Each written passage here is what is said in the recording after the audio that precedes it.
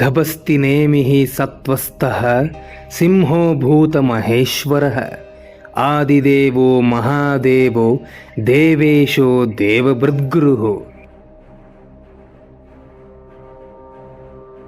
ಹಸ್ತ ನಕ್ಷತ್ರದ 4ನೇ ಪಾದದವರು ದಿನನಿತ್ಯ 27 ಬಾರಿ ಈ ಶ್ಲೋಕವನ್ನು ಪಠಿಸಬೇಕು.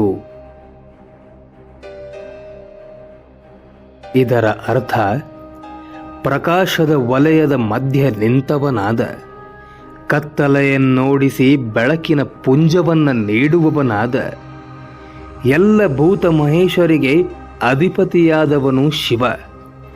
ಇನ್ನೊಬ್ಬ ಸರ್ವಭೂತ ಮಹೇಶ ಮುಖ್ಯ ಪ್ರಾಣದೇವರು.